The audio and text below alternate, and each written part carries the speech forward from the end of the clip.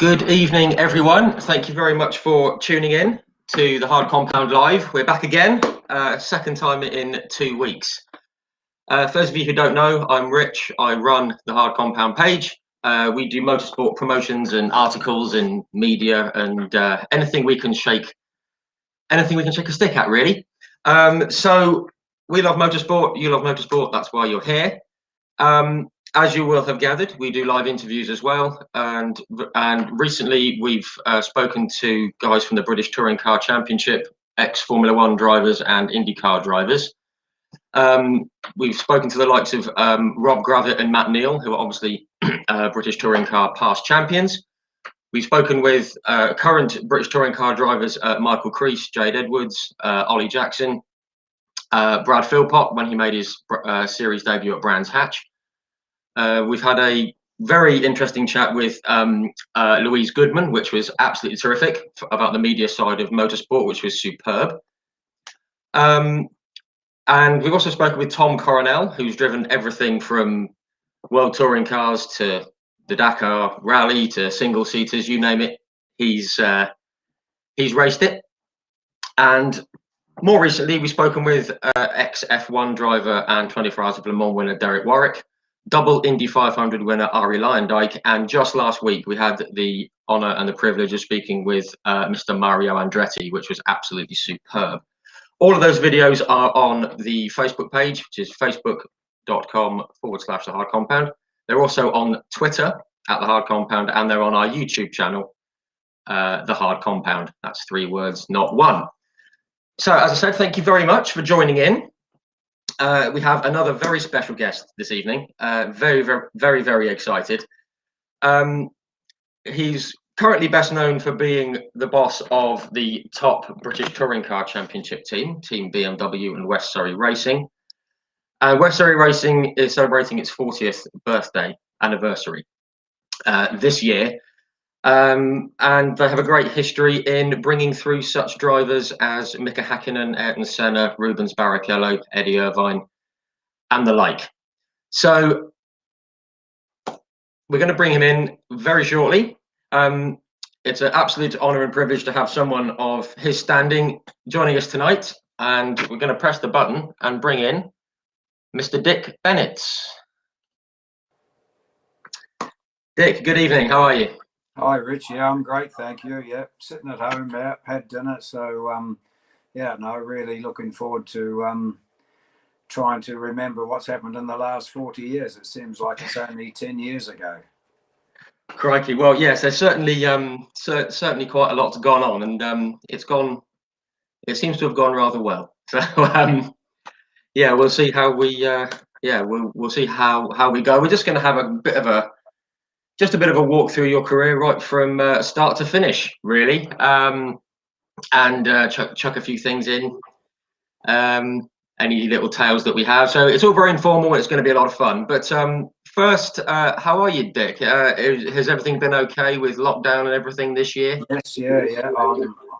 I'm of that age now. I've had my first COVID jab, the Pfizer one. So looking forward to the second one. I had my first one the end of January. So otherwise, no, we've all safe and well here. We put in a lot of very strong policies that work for COVID, but temperature, digital gauges, everyone has to sign in, face masks are worn all the time in the workshop. We've restricted 2 people only to come upstairs, and only 3 of us can go downstairs. So yeah, no, it's a shame what's going on, but we have to adapt to it and live with it till we get all clear again. Yes, absolutely. It's been a strange time, and it's it's been difficult for a lot of people. But yeah, as you say, we've just got to ride it out a bit, and we can all go back trackside soon once we're all safe and vaccinated and ready to roll. So, but yeah, very glad everything's been okay. And yeah, we can all get set for another year of racing. So basically, what we like to do is just start right at the start, which obviously in your case, if you apologise the phrasing, it's quite a while ago. Yeah. That came out wrong, but you know what I mean. So how did it? Obviously, you were born on the other side of the world from where we are now. Born out in New Zealand. How did it? How did the motorsport bug first grab you back then? My father took me to watch some street races in Dunedin, my home city down the South Island, when I was about 9 or 10 years old, and I obviously really enjoyed it because we went back every year then. Then when I was old enough, after school, I would cycle into a Ford dealer, Napier Motors, where my sister used to work. And one of the guys in there was preparing one of they called the fastback 105E Anglias to go racing. So wow. I finished up helping him in weekends and after school, and went to my first race meeting at what I believe is the most southern racetrack in the world, Teretonga, down in Southland. Wow. So I suppose I it must got be, yeah. then. And that was also the same year when I went to the tin shed loos they had, and in there at the same time was a certain Jim Clark. So I think I've heard of him. that made my day. So Absolutely, wow. So that was the beginning of, and then I took up a bit of driving myself, but I soon proved that I probably made out to be a better engineer than a driver. No, sorry. Was the plan to get into the driving side? Because obviously you went you went on into hill climbs and things No, like it's that. just a bit of fun. We had a very good membership at the Otago Sports Car Club, and there's a good bunch of guys and girls, and we used to have fun going out hill climbing, social nights, film nights. And when I was home in January 2020, I met up with 3 or 4 of the same guys. So it's wow. A great get together. And then through one of the good members of the sports car club, a guy, Alan Dick, who had his own magazine, he said to me, there's an advert going for a good job up in the big city, Auckland. So I thought, oh, hell, I'd love to do that. But, I was quite shy Dunedin boy then. And, but he said, go for it. So I wrote up to them, and they flew me up to Auckland, 70 odd applicants, and wow. They got it down to 3. They flew me back up again. I only paid one way this time, not 2 ways. That must be serious. I spent a full day there, and they offered me the job. So I then had to come back to hometown Dunedin and make a big decision, leave all my mates. And I just took a deep breath and I said, I want to do this. So I left my home at 21 years old. Wow, and that was it. Onto the, into the world of into the world of motorsport first, to Auckland, and that was, I guess, full time. The company I worked for was Performance Developments Limited in South Auckland, and Ray Stone and Dennis Maher were the 2 bosses. I spent 3 years there, and I probably would have been there a lot longer, but then going to the Auckland Car Club, I got introduced to a guy, David Oxton, who then went on to win the New Zealand Formula Ford Championship, which is a free trip to England for the World Cup. Right, yes, okay.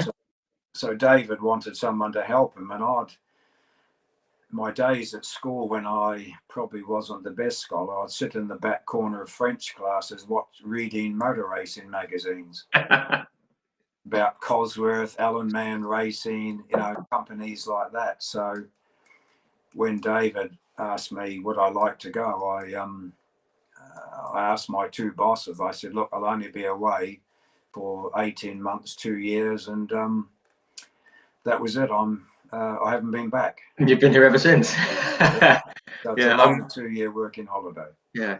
Are they still awaiting a phone call from you to go back? Are they? Yeah. No, so obviously that was a story of how you came to England. I mean, because that was something that I've always wondered about personally. But no, that's great. You know, you came over here and liked it so much that you stayed. So, and it all seemed to go rather well. I've just got a note here that you did a lot of travelling once once you'd come over to England and you'd secured a job not far from where WSR are based now, isn't it? Yes, yeah. I helped David out. We did the World Cup from July 72 till October 72. Then David flew back home to run his dad's business. And I stayed on and then got myself a job at a race engine shop, because I'd done building race engines in New Zealand at Performance Developments, plus my hometown. So I got a job in Twickenham Racing Services with my two bosses, Ken Britton and Spike Winter. So I spent 2 years there. We were building, we actually built Holman Blackburn's Ford Capri V6s. We did Formula 2 engines. We did Formula Atlantic engines. We did a Chevy Camaro V8s for various people. So it was a really interesting job, but I then had a itchy feet to get into single seaters. So a mate of mine said to me, there's a job going at March Engineering on the Formula 2 team. So I went up for an interview and got the job there. So that started me off on single seaters. Nice. And was it always the plan to go to single seaters? Was that always what you wanted to be involved with at that time? Initially, yes, just to learn more. I'd done a lot of work with engines, and my boss in New Zealand, Dennis, we had a Chevy Camaro, and most people in those days in New Zealand, all you're worried about was horsepower. Don't worry about the suspension or brakes, as long as you're quick down the straight. That sounds a bit like the Colin Chapman approach. It's yeah. So I had the job, Formula 2 Works March, but only spent 1 year there. I didn't really enjoy the political problems. So then I got offered a job with an American team, Fred Opert Racing. So sure. My first job there was a trip back to New Zealand with Brian Redman, with a Chevron B29 with a Formula 2 BMW engine. And I said to Fred, I can't quite get my head around this, because New Zealand's running Formula 5000 cars. And it was an exercise I learnt later to BMW sent 4 engines out for a 5-weekend program, and it was an engine development program. Right. Okay. So, wow. Yeah. Wow. Very cool. Very cool. So I mean, obviously, while with racing service engines, I've got just a like note that I'll put together. You went out to Daytona. Was it Daytona for like Super V, and then you came back to England, and you were back in New Zealand, and you were flying around all over the place. That must have been absolutely exhausting. That was before WSR. That was Fred flew me out when he learned I could build race engines. He flew me out to New Jersey. I spent a week and a half building 3 or 4 Atlantic engines. Then I was about to head back to UK, and he said, we got a Super V race down in Daytona. Would you like to go down? I said, well, I've never touched a Super V in my life, but I said, I thought I've never been to Daytona, so yes. Absolutely brilliant.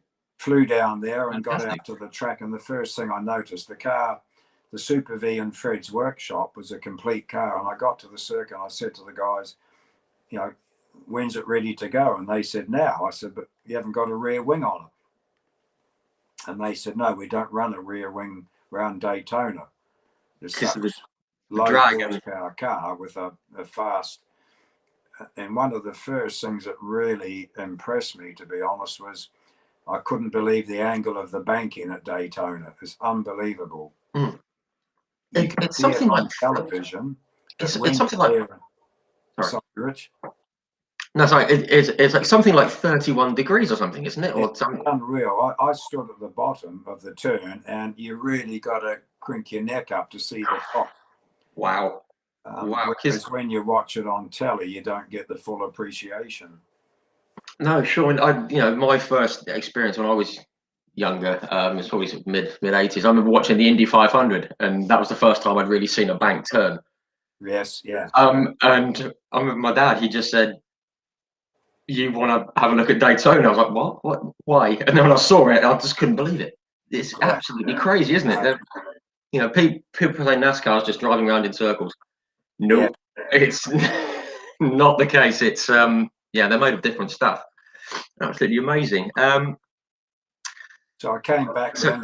We did Formula 2 in Europe with Fred, with Keke Rosberg, but then we went to New Zealand with Formula Atlantic, or we switched the name to Formula Pacific. And I ran the 2 Christmas series there with Fred, well, 3, Brian Redman, but then the Formula Atlantics with year 1 was Keke and another Finn, Mikko Kozerowicki, who was a Davis Cup tennis player. And after the first year, I think he should have stuck to tennis. So, we won the championship with Keke, and then the following year went back again. The first year was a Chevron or B34, and the second year we went back was the Chevron B39, and that was with Bobby Rahal and Keke, and we won the championship again. So there's sort of two very, very good names there. They both went on to do quite well. 10 races and 5 weekends. So busy time, but yeah, it's no big transport. It's just a van and trailer. Some good mates helping us out. The second year that we took a crew from Europe out with us, so it was a great time for them. Oh wow! To see a little bit of New Zealand. So yeah, no, great memories. No, lovely stuff. Just moving forward a bit. Project 4 racing with Ron Dennis. Again, he went on to do something or other, didn't he? How did that come about? That move to Project 4 racing, and how was it? And how was it working with Ron? I imagine he's quite a taskmaster. No, I didn't have any issues. I used to hear all these stories about RD, but I think I was of a similar mold. Not in all areas, I might add, but he was a much better businessman than me. Right. But as far as attention to detail and focus on the job, so I spent 3 years there, and year 1 was Formula 2. Again, with a link up with BMW, we had a March Formula 2 car, 782, with the Works BMW engines, and the car were beautiful livery. They had the BMW Motorsport stripes going over the whole car. So that was Eddie Cheever and Ingo Hoffman. Yeah, and obviously Eddie went on to good things as well. So. Yes, yeah. So he was quick, but used to fall off the road quite a bit. He certainly had speed in him, and a great guy too. And so was Ingo, a really nice guy. Yeah, no, lovely. No, it's just things that you have to work out when you're younger, isn't it? How to stay on the road. It's all part of the fun. Oh yeah. Well, I'll never forget Rouen. We had 1 crash car and 1 engine change, and we were quite light on crew in those days. So that was, you earn your money on days like that when you have to change quite a heavy engine and repair a crash car before race 2. Wow. Well, no easy task. That's a tough circuit as well, Rouen, what I remember. Oh, fantastic circuit. Yeah. Real. Yeah, shame it's no longer. That's the same track where I was introduced to the late Paul Roche, the BMW engine builder. Right. In a bar one night there, and we got on great because my ex-engine building experience, we hit it off great, and we stayed friends right till he passed away. Oh, lovely. Yeah. It's a shame he's no longer with us, but yeah, nice to have a long friendship born out of that sort of common love of Also from noisy things. 79, when we assembled when I was still working for Ron at P4, Ron got the deal to assemble all the M1 Pro Car BMWs. Yes, right. And through that, I met one of the BMW Motorsport guys, Rudy Miner, and I'm still friends with Rudy now. We speak every couple of weeks. Oh, lovely! Wow. He follows us because we're running, the BMW touring car now. So yeah, sure. Great friendships. Oh, lovely, lovely. It's nice when these things stand the test of time, isn't it? Because not all of them do, sadly. So okay, we've got into F4. Obviously, Ron went off and formed well and did quite well with McLaren, I think they're called. Some small outfit. It's a quite sort of. This has been doing the rumour mill, and I'm sure it is true. But was there a McLaren job offer on the table for you with Ron? When we did all of the 79, we won the Pro Car Championship with Nicky Lauda. We started 1980 with Hans Stuck, but I don't know what happened there, whether the sponsorship ran out. So I then was going to leave, but Ron asked me to help out upstairs with John Barnard, was doing the first fibre chassis. So I spent about 6 weeks up there. But then he asked me to look at the Formula 3 team because they were struggling a bit. They'd won the F3 in 79 with Chico Serra. Yep. And with Stefan Johansson in 80, they were struggling a bit with the 803 March. So that's when I got involved I just made a suggestion to Ron that there was this Kiwi guy, Rob Wilson, looked to be fairly quick in a route. So, of course, the route factor was only 15-minute drive from Woking in West Byfleet. So we jumped in Ron's Porsche and went down there, and the two Rons had a meeting, Ron Taranak, Ron Dennis, and they came out and said, well, you've got what you want. And I said, well, I didn't say I wanted it. I just suggested that it might be a car worth looking at. Wow. So you just went in and did a deal for it, and the car was yours? And then we got the route back, but we went testing at Goodwood, and we couldn't get it going any quicker than the March. Till eventually one day, through frustration, we changed the setup round massively, and suddenly we're on the right track. And then we used to have a laugh going back to the workshop from Goodwood, and Stefan and I would say, whose turn it is to tell Ron we're not ready to race yet. But after about 5 tests, we went back very happy, saying, right, we're ready to race it. So we went on to win the last 4 out of 4 races and clinched the championship. Wow. And that was with Stefan driving. Yes, Stefan was the driver, and I upset one of my good Kiwi mates, Murray Taylor, who'd been running the Irish, Kenny Aitchison. Oh, yeah. Kenny, and we picked Kenny for the championship. So yeah, Murray and I fell out for a few months, but we're good friends again now. Water under the bridge. Yeah. Just saying, like some of the names that have cropped up, even at this fairly early stage of your career, you got like Stefan Johansson, who went on to F1. You got like Kenny Atchison, went on to do lots of endurance racing, and Eddie Cheever won the '98 Indy 500 and drove in Formula 1 for Renault. And there's some more names that are going to crop up later, but it's just amazing to hear these names coming up. Even at this stage, it's some people have gone on to do pretty well. Was there a plan to return to New Zealand? And is it true that you had half an engine in your luggage? I've read this a couple of times. I've always wanted to know if it's true. when we'd won the championship in 80 with Stefan, Ron asked me to sell the car, so we sold it to Jonathan Palmer. Had done a good job convincing Mike Cox, the owner of WSE, West Surrey Engineering, that this is the way to go, because they come out of 1600 Formula Ford. And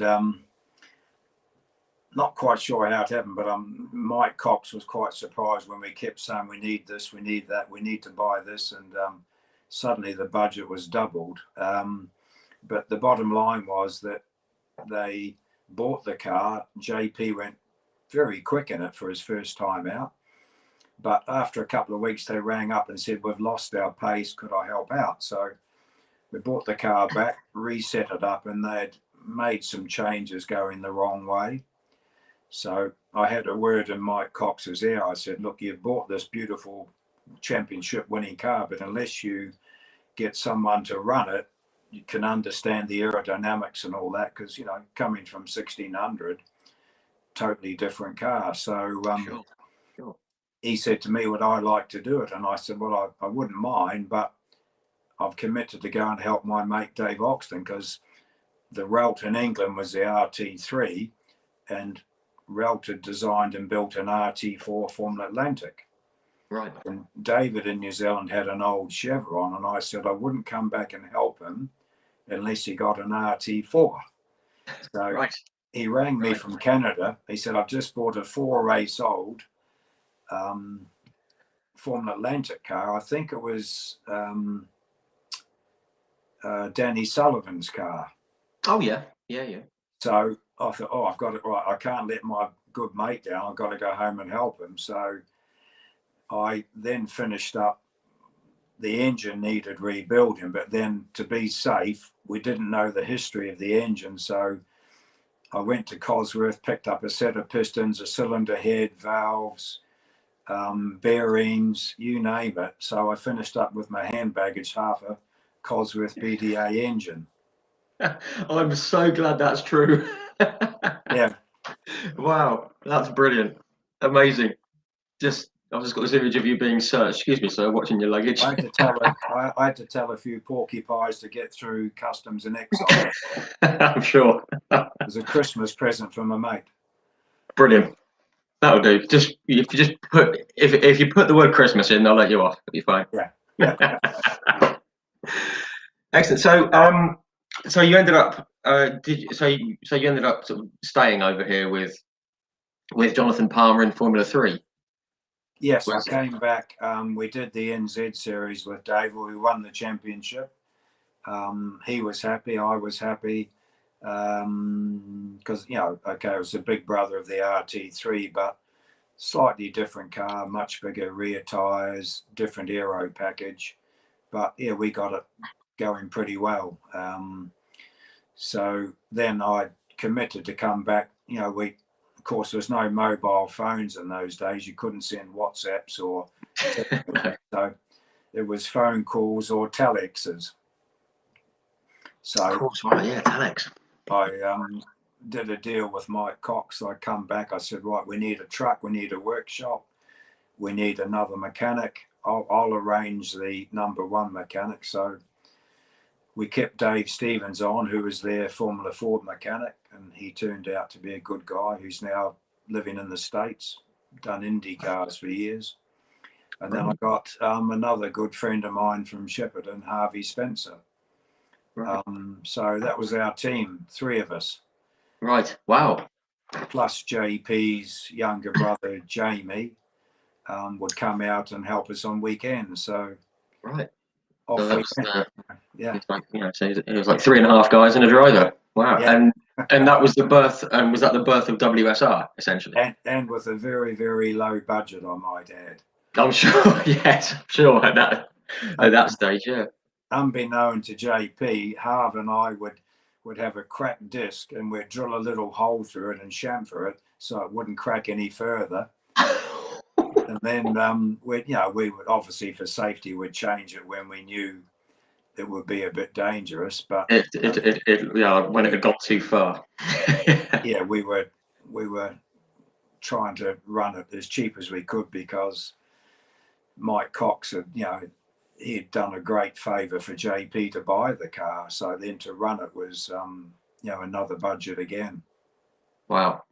Wow. The fact was we won the first 4 races without a spare engine. And when I said to Mike, I said, look, we need a spare engine. And he said, well, you've won 4 races. It must be good. I said, it is good, but they do wear out. But they do tend to not work forever, yeah. So, yeah. Wow. They found £5,000 from BP as a sponsor, and that bought us a spare engine. Okay, and that was the team West Surrey Racing up and running. It ran under WC year 1 because Mike's company WC had bought the car, and we used all his facilities, and then changed it to WSR for 82. Wow, there we go. And then actually offered me. Mike actually offered me to call it Dick Bennetts Racing, because we already had Dave Price Racing, Eddie Jordan Racing, Murray Taylor Racing. But I said I wasn't fussed to use my name.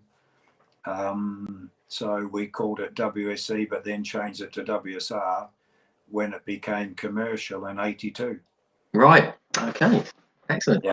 So I've just seen there's a comment from a certain Michael Crease, and he's just said, "What a guy!"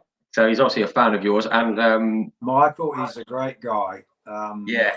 We were trying to fit him in to run him in the BTC, but we couldn't quite do it. But it will happen one day. No, he's a great friend, and one of his good sponsors has been helpful to me as well. So no, I like Michael. He's a great guy. Yeah. See, Creasy, there you go. You've got a fan. We have got a question from Michael a bit later on, but we'll come to that. An awkward one. I am sure it. Well, I don't know. It might be. Who knows? We'll see. So West Surrey Racing. This is the bit, because I'm just going to say I was born in 1981. I'm just going to put that out there to everyone.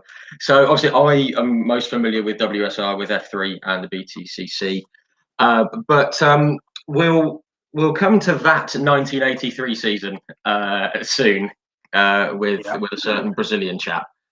But I hope you won't mind me saying here, but through Formula 3 and Racing Cali and stuff, you are kind of widely regarded as the guy who masterminded the careers of people like Jonathan Palmer, as you said, Eddie Irvine, Mauricio Gugelmin, who went into F1 as well, certain Finnish bloke called Mika Hakkinen, and Ayrton Senna, who's actually up on the wall behind me here. Quite some huge names there. It's quite a success story, and we're gonna come back to Ayrton Senna, because obviously that's a huge story in motorsport, and you had him at West Surrey Racing in 1983. But I want to go through some of the other drivers that you've managed to have through Formula 3, who have gone on to do bigger things, some better than others. Got like Bertrand Gachot, was he runner-up to Johnny Herbert, I think, in 87. I can probably tell Bert now, he won't be listening, but if I'd stuck to my guns, and we started the season with a Judd mechanically injected Volkswagen. Right. And in Bert's first race, we finished second to Johnny. Johnny had a electronic injected Spiess Volkswagen. Right. And Bert was convinced that Johnny's engine was better than our engine. Of course, it was our first year back in with Philip Morris supporting the young driver program. I thought, right, leave no stones unturned, and we flew out to Spiess to see if we could get a Spiess Volkswagen. Good old EJ had done an exclusive deal. Mr. Spiess said, "Sorry, Dick, we can only supply Eddie Jordan." So right, we went back to England, then we scratched our head, and I thought, right, this Alfa engine's doing very well in Italy. So we flew to Italy, did a deal. We saw the Alfa engine on a dyno, and it was probably 12 to 15 horsepower more than our Judd Volkswagen. So I thought, oh, this is a no-brainer. We'll put that in and we'll win the championship easy. What I learnt was two things, or three things. A, the Alfa was much heavier than the Volkswagen. B, the V-dub was single cam. The Alfa was twin cam, so much heavier at the top end. So the chassis didn't handle near as good. Secondly, well, the English horsepower and the European horsepower is slightly different calibration. Oh, I see. Right. And thirdly, I learned I had to say to Mr. Pedrozzani that your Italian horses are only really ponies. Because when we put it in the car, it wasn't as good as the V-dub Judd engine. Right. Wow. The trouble was in Italy, everyone had Alfas. So when they sold it to me, they win everything. Well, they did win everything because they're all Alfas. Right.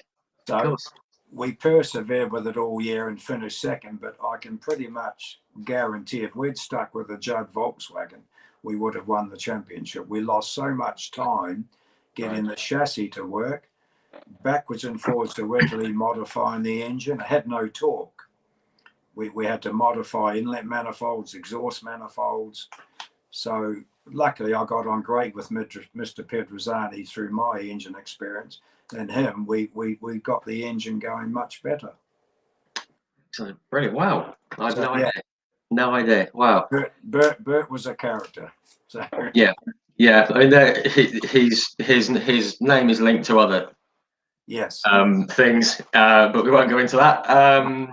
I haven't been in a taxi for some time. I was going to say, should we not mention taxis?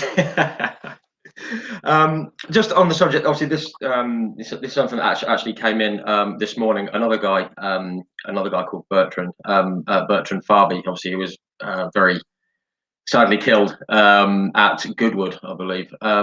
He was with WSR for a while. Just a question that someone has sent me, saying, how good was he? He was absolutely fantastic, on track, off track. Unfortunately, we didn't get much work done because it was the middle of winter. But he was so keen to get out testing. And I was actually just been in Princess Margaret Hospital in Windsor. I had a microsurgery on my knee. Would you believe I got that when we got pole position at Macau the year earlier with Maurizio Guselman? I jumped off the pit wall in joy getting pole, and I splintered my knee. Ooh. And pain would come and go, so I eventually had to go and get it fixed. And Bertrand come and picked me up from the hospital because I couldn't drive with my leg. So he went to work, picked up my GTI Golf, and we went down to Goodwood. And one of the toughest days of my life. And I was absolutely shattered. We'd never had a serious accident, let alone a fatality. So no, that one hit me hard. I thought about closing up shop and everything. Oh wow. Oh well, I do hope that hasn't brought up any unwanted memories. But yeah, that was a question that came in. But and he's also such a talented lad as well. That was a annoying thing. So yeah, sure. I've just seen a question pop up about the BTCC from Adam Slater. Adam will come to that. It's on the list, so bear with us. Okay, so we've got Bertrand Gachot. Just quick mention. Alan McNish went on to win the sports cars. He's obviously done very well. Did a bit of F1. Derek Higgins, who I remember from when I was younger. He was a character. Yeah, he's been out in the States, and Indy Lights winner, and he was a spotter. I believe he's a spotter for the for an IndyCar team now. So that's he was quick. If he put as much effort into driving his car as he did, looking. Got to be careful what I say. Yeah. Looking after some of those keen female followers. Right, the extracurricular interests. That and another great laugh was when, because Alan and him, we struggled at Thruxton early in '89 till we found the secret, or one of the secrets, and then the next race we qualified 1-2 and then finished 1-2, and Derek was following Alan around in qualifying. Of course, he got a little bit of a slipstream and pipped Alan for pole. But Alan squishy said, "I'll get you back in the race." So sure enough, Alan beat him off the line, and we finished 1-2 the other way around. So like he had his moment, but yeah. No, Alan was another very talented young Scot, but he weighed nothing as well, so that helped him. Yeah, there was no issue with that. So okay, on to those. Obviously, we've mentioned Jonathan Palmer. He's gone on to do very well in business with Motorsport Vision. Obviously, when I was young, I remember him in Zach Speed and Tyrrell in Formula One. And I remember Murray Walker just said, and it stuck in my mind when Jonathan Palmer was getting lapped, and he said that like Jonathan will get out the way because it's the right thing to do, and Jonathan's a very nice man, and he'll get out, and he painted Jonathan as being like a very pleasant, polite man. And almost alluding to the fact that if he wasn't, if he was a bit more ruthless, he might have been a bit more successful. That's how I read it. How did you read Jonathan? No, I mean, when we started, I take my hat off to him. He was still finishing. He was clocking up 80 hours a week to get his hours in to be a fully qualified doctor. Yes, of course, so, yeah. Some test days we'd arrive there and he'd be sleeping in his Golf because he'd come straight from the hospital. Wow. And wow. That to me was pure determination. Yeah. And also very intelligent lad, and we had some great debates on setups, and we got on great. Between Harvey, myself, and JP, there was three of us engineering one car, and it was wow. JP didn't get to know all the things we did, but he was he was actually very good with his feedback. As far as pure outright talent went, probably not the same as Mika or Ayrton, but it's also very important to have accurate feedback so you know which way to go with the car. No, sure. One little story which really showed his intelligence was at Silverstone National, the route had an adjustable front roll bar from the dashboard. Right. So through Copse Corner, the fast corner, the car was better with the front roll bar on full stiff. But when he got down to Beckett's, the hairpin, there was too much understeer. So he would pull the front roll bar back down to about 3/4 soft, and that was better. So then down through Brooklands, Luffield, then he put the bar back up to full stiff. But he said that was hard to do. So what we did, we got a Jubilee clip, put it round the roll bar so he could just push it full stiff and pull it back till he hit the Jubilee clip. Wow. And just something as simple as that. And that was as simple our adjustable roll bar during a race. Oh, brilliant. Wow.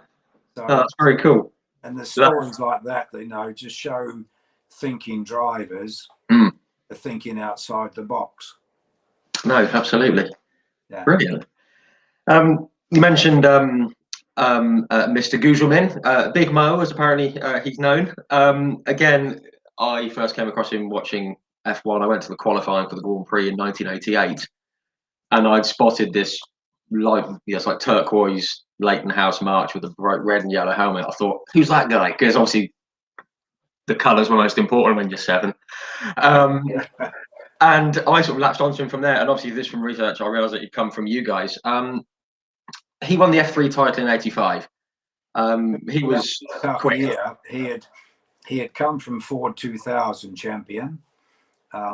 He was introduced to us by Ayrton, good friend of Ayrton's. So because it was a big rule change, they banned full ground effects and they introduced flat bottom. So because of that, I decided to run only one car. I mean, there's my commercial brain gone, just dropping from 2 cars to 1 car. So, Yeah, sure. But also the hiccup we had with the route, it had a built-in problem with the front geometry, and we ran it for 3 race meetings and still had the same problem no matter what we did to the front end. So eventually we got very annoyed after Silverstone. We drove back to the workshop and we stayed in the workshop till 1 a.m. till we found the problem. So Monday lunchtime, I drove to the route factory. I knew the storeman well, so we borrowed a pair of front rockers semi-finished. We went back and clamped them with the push rod and got the angle we wanted, machined them in West Surrey Engineering's machine shop, went out testing, and instantly Maurizio was smiling. He said, "You fixed the problem." So then we went to a race meet, and of course one of the other route teams spotted our front rocker with 2 holes in it. So Ron Taranak rang me up. He said, "What's going on? What have you done?"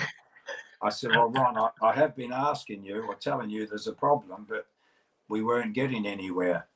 So I said, we've now fixed it. So, and he wanted to know what we'd done. So I wouldn't tell him. So he got in his car and drove over to our workshop. Right. So he came and had a look. And he said, "Why have you done that?" I said, "Because I've been telling you there was a problem with the front rocker ratio. It was going stagnant. It wouldn't let the rocker work properly. And it'll make the car understeer too much. It would just go solid." So then Ron wanted to give all the other customers, because Reynard was starting to go quick. I said, no, Ron, we found the problem. It's only fair that we have exclusive for 6 races. So we eventually agreed a deal that we had exclusive for 3 races. Right. But that got the car on the way then to getting it running to go on to win the championship. Maurizio was also very, very good with his technical feedback. Right. Yeah. To the point where we were testing at Alton Park one day, and I tested out his feedback, because I thought, this guy, we're playing around with rear geometries, and his feedback was so accurate. I thought, this is unreal.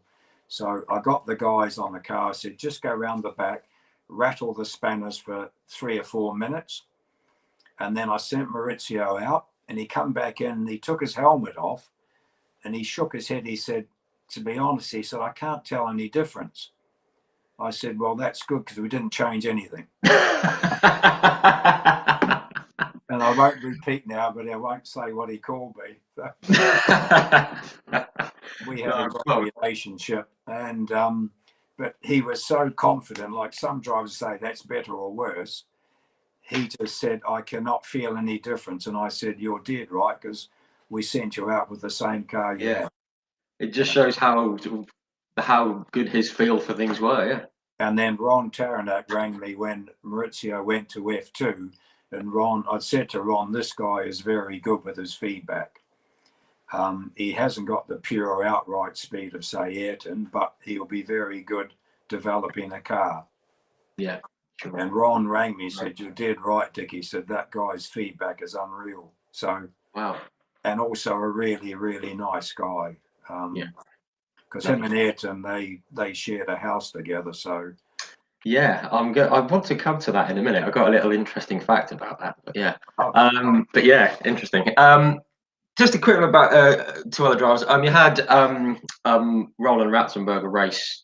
Every now and again. That was an awful loss with what happened at Imola and the whole weekend. Yeah. What were your memories of Roland? I mean, obviously we don't want to dwell on this for too long, because it's awful. Yeah. Worst weekend. Another really, really nice guy. Yeah. So quiet, so good sense of humour. We had he had a birthday while he was over in England, so we set up a strippogram girl for him. And he was comes across as the kind of guy who wouldn't know what to do with that. You think of it. Underneath it all, he was laughing his head off, but we could see he was trying to be serious. He was squirming a bit. No, he was a really good team player, and he wanted us to do this race in Germany for the German Euro Cup, and I was reluctant because we had to change tyres and everything, but we went there and we went on to win the race. So yeah. No, terrific, and obviously very sad loss. Just another couple of drivers here. Again, another Brazilian, Reuben Barakella. He went on to, basically be the ultimate number 2 for Michael Schumacher in Ferrari, he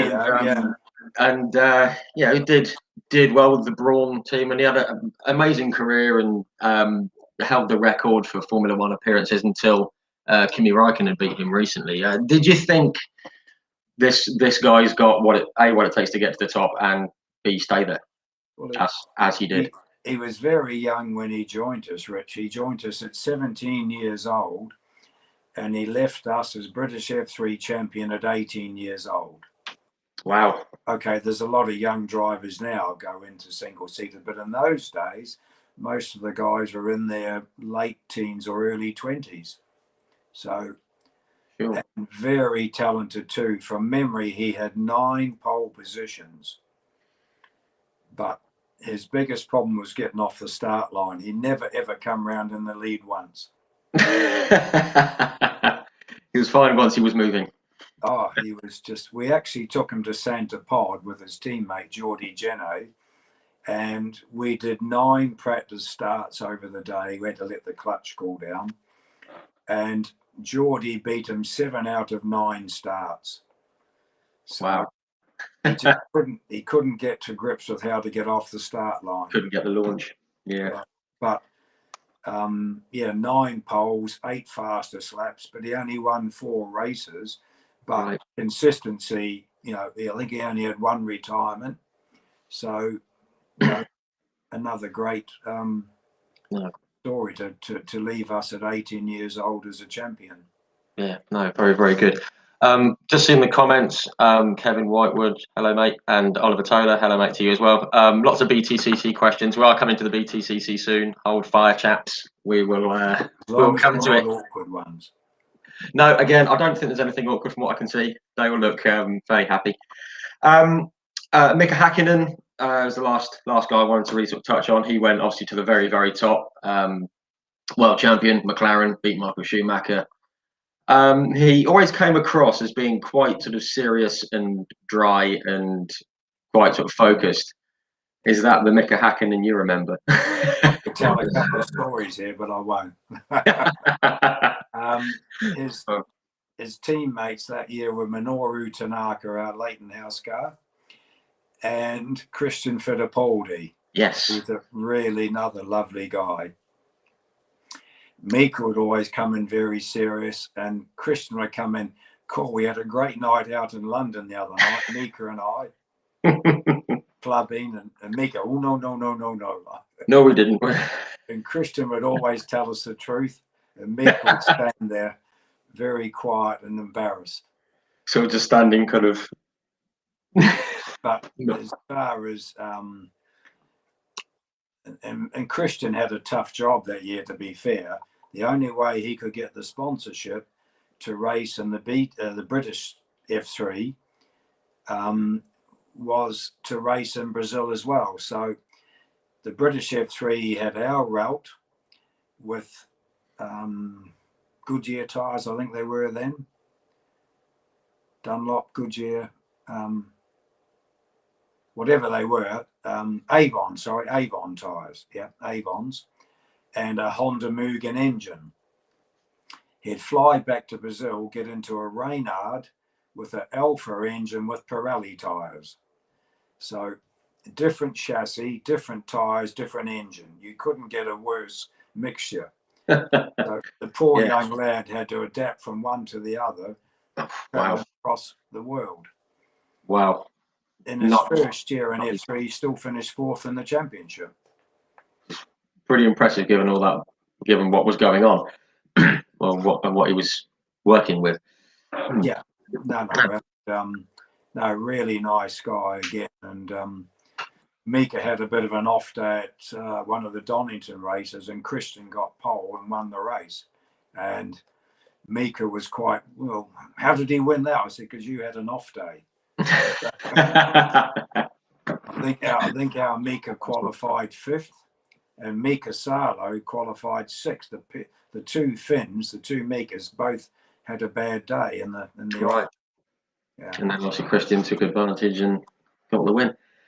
As far as talent goes, Mika's raw talent was untouchable.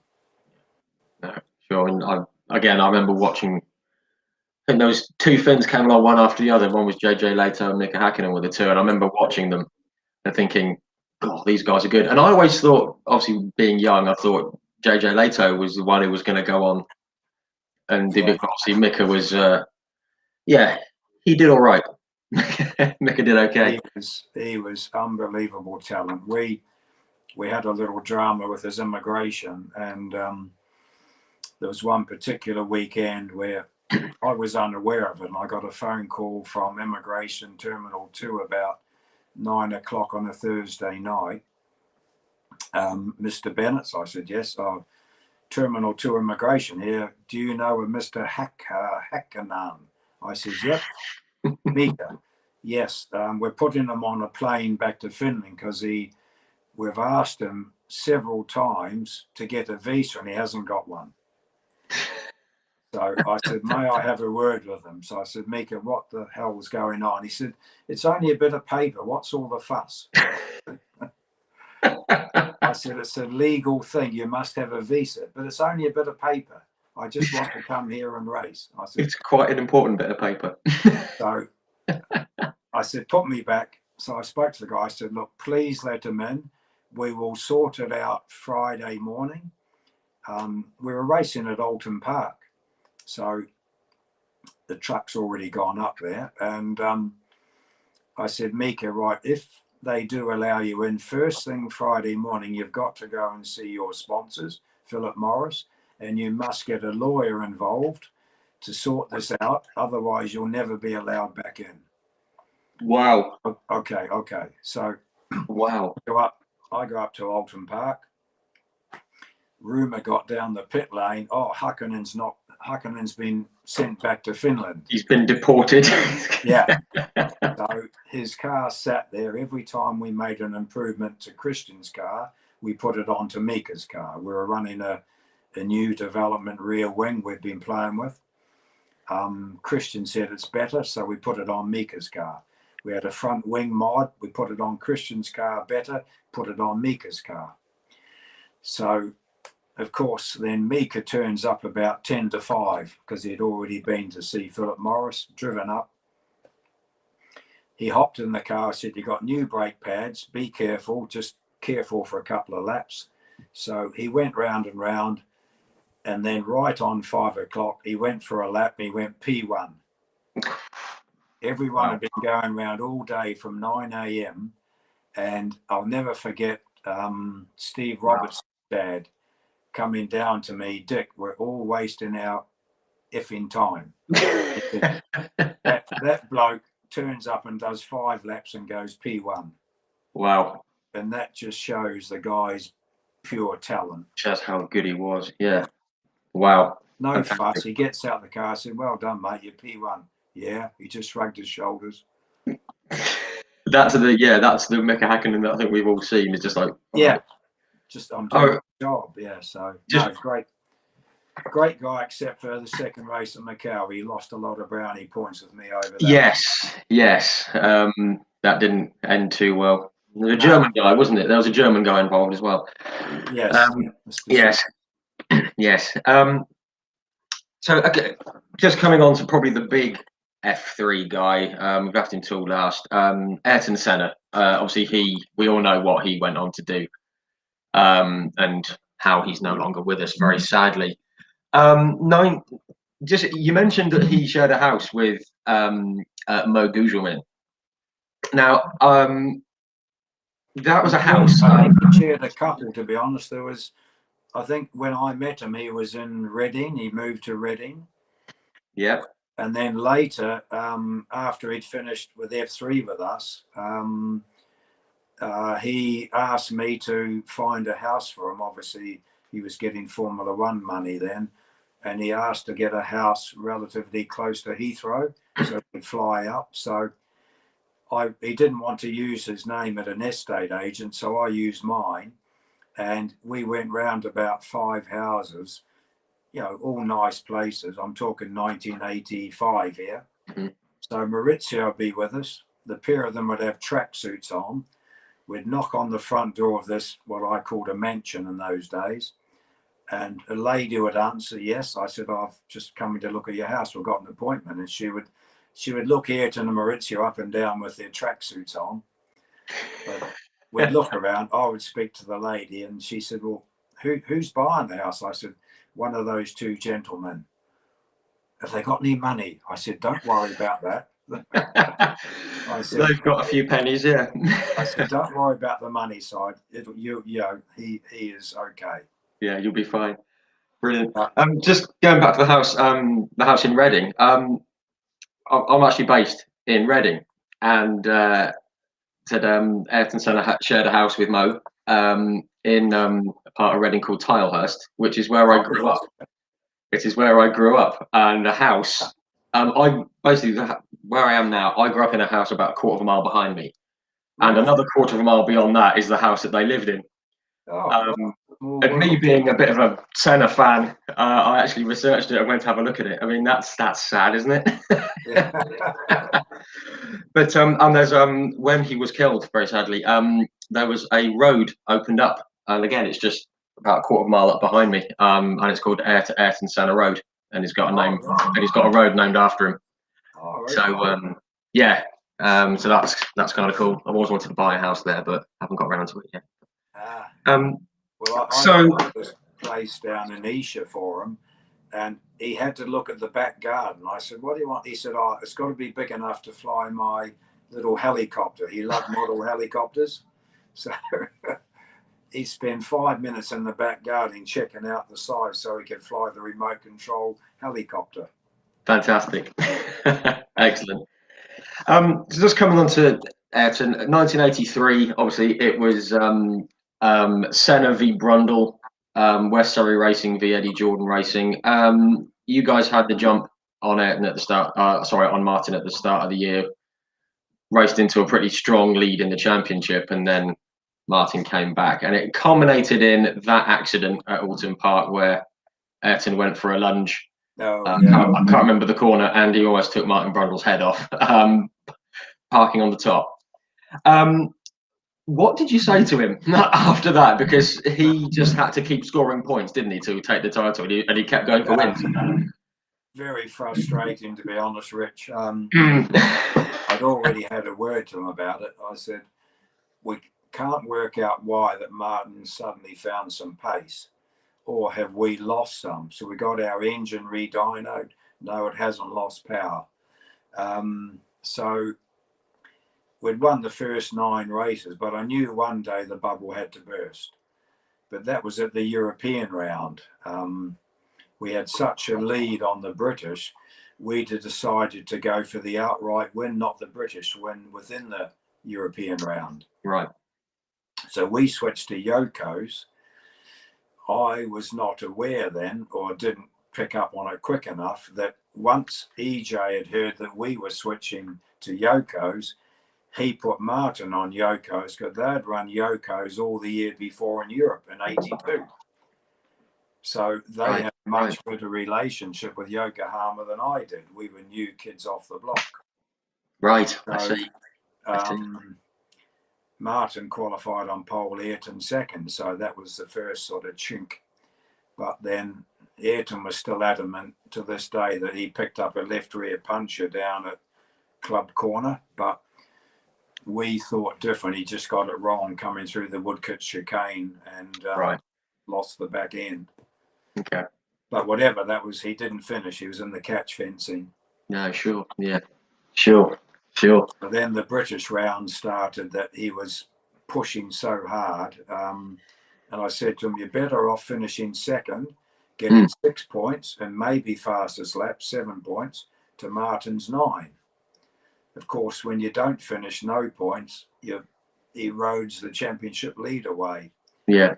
So, very intelligent guy, very determined, but he just didn't want to finish second. Yeah, wanted to win at all costs. It was, yeah. So yeah, I imagine it was lively after the Auckland Park thing, but I mean, it ended up okay in the end. I mean, Well, it was even worse at Cadwell Park because about half-hour session, 9 till 9:30 a.m. Sunday morning, and he gone round. He was on pole because there was no TSL timing then. It was all handheld watches. And when he come in, he said, "How am I doing?" I said, "I'm pretty sure you're a tenth and a half quicker than Martin. Then it's about 3/10 back to Davy Jones, and then the rest are a long way away.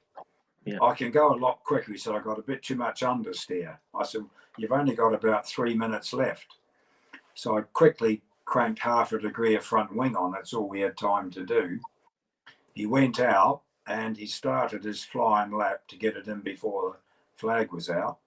And according to some guy timing half a lap from me, he was like 3 or 4 tenths quicker. Wow. But he didn't finish the lap. He shunted heavily. Oh. He hit a marshal's parapet, a concrete parapet up the hill. Oh, crikey. And wow. The marshal on the stand jumped off and broke his leg. He was so frightened when the car came up and hit the parapet, he jumped off, yet the concrete parapet was about 10 foot high. Oh, crikey. So I suppose jumping was the lesser of two evils, I suppose. And hitting a concrete wall with a route in those days, it just shortened the thing up by about a foot. Just crumbled. We were out. You know, there's no spare cars allowed. So yeah, that was that. And his girlfriend at the time said, "Can you fix it for the race?" And obviously I said, "Very sorry, but not don't quite. Understand crushed aluminium. That's it." Yeah, it doesn't just spring back. So I was not very happy. I got in my car, drove back to Shepparton, and I walked into our pub a minute before closing time, 2 p.m. And all my mates, "I thought you were supposed to be racing at Cadwell." I said, "We were. We're on pole," because he still kept pole, but didn't race. But he's gone out and totaled the car. Yeah. Yeah. Oh dear. Just very, very quick. I mean, just obviously we all know that Ayrton was absolutely a ridiculously good driver. Very, very good. I mean, what were your sort of memories of him, just as a person, and did you always have that sort of complete faith in the big guy upstairs and the desire? Was he always like that from the young? Going racing, he was very determined, very focused, very, very good feedback on engines, chassis, everything. But away from the racetrack, he's a good laugh. People always thought he was very serious, but trust me, we've had a good few laughs at barbecues. He taught us how to mix a caipirinha, the Brazilian drink. Oh, yes. Him and Maurizio. So no, and they also loved our Chinese restaurant in Shepparton High Street. Okay. Right. Lovely. Many years afterwards, the owner, Mr. Motor Racing, where is, every time we go in there. Mr. Motor Racing. Maurizio and Ayrton would love coming in for a Chinese meal. Oh, lovely. No, brilliant. Yeah, that's the side that like none of us have really seen. I mean, we've seen the bits in the Senna documentary and everything, and also, it was that awful weekend at Imola. That was just the worst. I mean, I was 13 at the time, and Ayrton and Nigel Mansell were my heroes in the Formula One world, and I have no problem admitting this live on the internet. I was 13, and when he crashed, we thought, "Oh crikey, that's a bad one." But it wasn't broken until that evening that he passed away, and I've no shame in admitting when the newsreader said that he died, I turned to my mum and went and had that look of really, and she sort of nodded, and I burst into tears, ran upstairs to my room, and cried for 4 hours.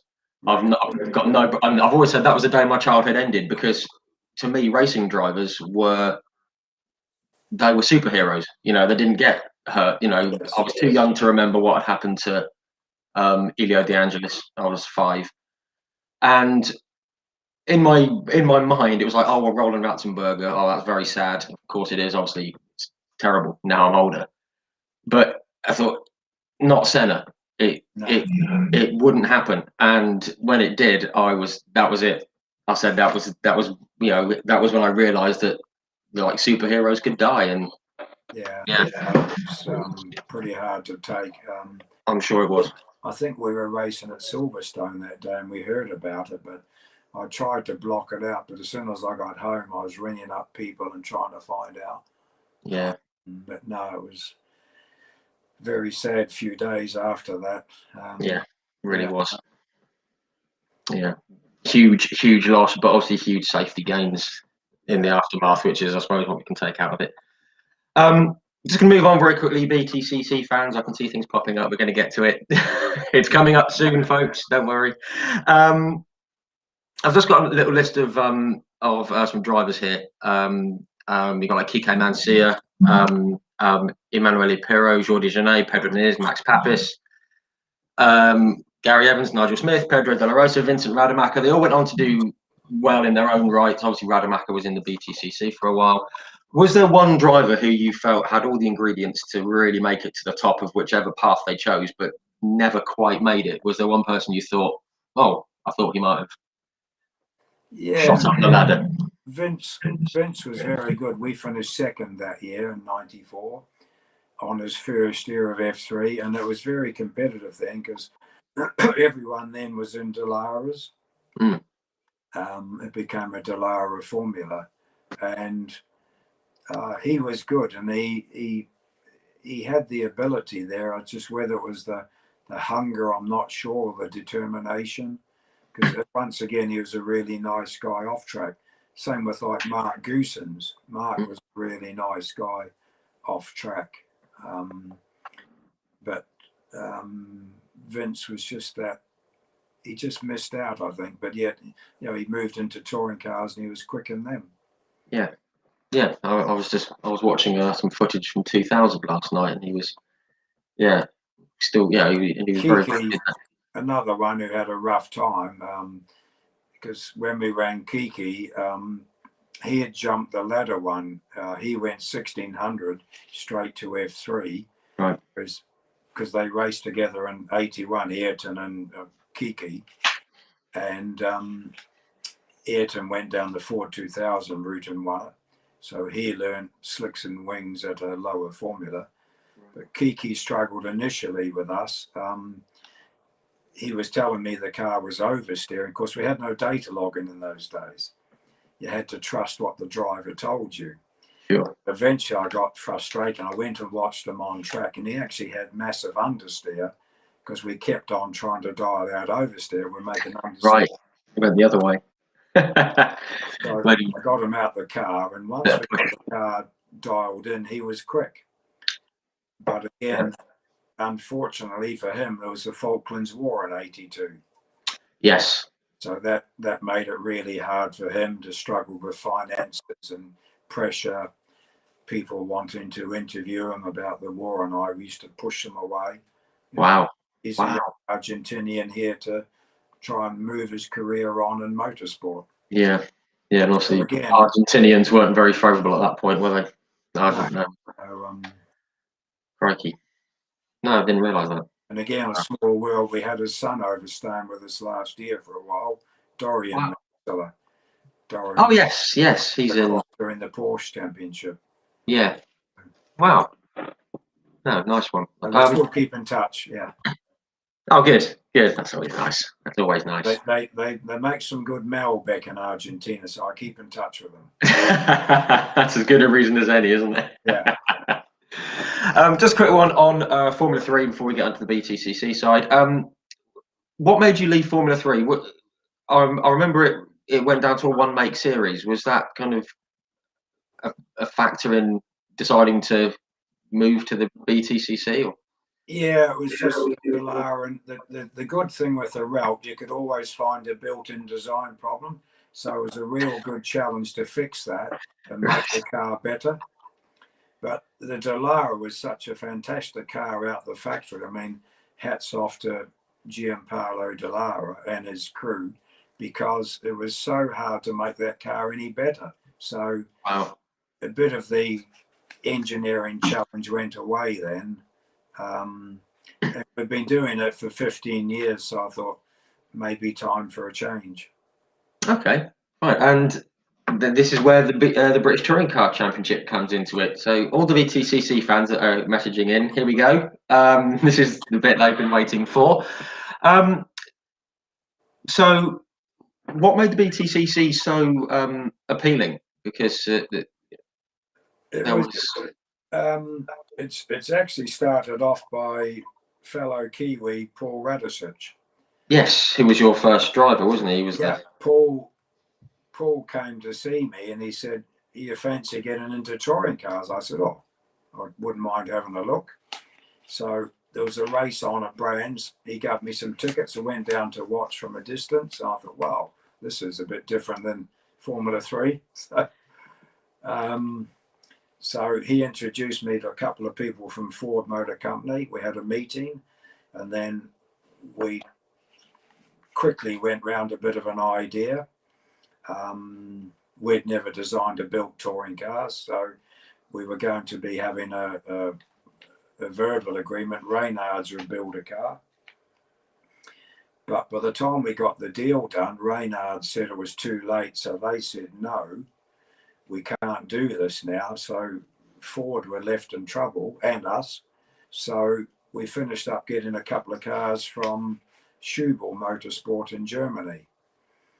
But they had run as four-wheel drive cars, so they had to be converted to front-wheel drive for BTCC. Right. Of course, all the powertrain going through the front axle, everything would break, everything was cracking around the engine mounts. And so after about 6 months of the first year, 96, I thought, what am I doing this for? You know, you'd be standing in the workshop at 2:30 in the morning with your fabricators, the chief mechanic, engineers, scratching our heads. Right, that's broken. Now we fix that. Then it moves to that, and it just wasn't the way I intended it to be. No, were you starting to think, what am I doing? Yeah. But then Wow. Reynards produced a new car for 97, but again, they hadn't really built any touring cars. So understanding the body shells of a road car, the materials, the welding, was a nightmare. And they had some good, clever ideas.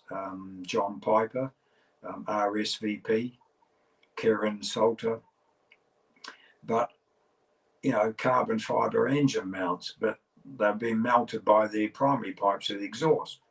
Okay. So look fantastic, very light, very strong, but once they got the exhaust temperature on them, they would just melt and crack. Once they got a bit hot, things got a bit wobbly, I suppose. So another bit of a nightmare year. Yeah. And then 98, we started to make good progress developing the car ourselves. Yes. To the point where then one of the guys at Ford gave us the go-ahead to build a car ourselves. We had enough good people on board. We had a crew of 35 people, designers, engineers. So we had started building a brand new car. We had 3 Motorsport shells from Genk plant in Belgium. Then the bombshell dropped. Another division of Ford asked for a meeting, and they said, we're switching camps. We're going to ProDrive. So that was a tough one, but I said, do you guys not realize we've got an agreement? We actually, if you care to come to our workshop, you'll see a Mondeo shell half built into a BTCC car. And that was a bit of a shock to them.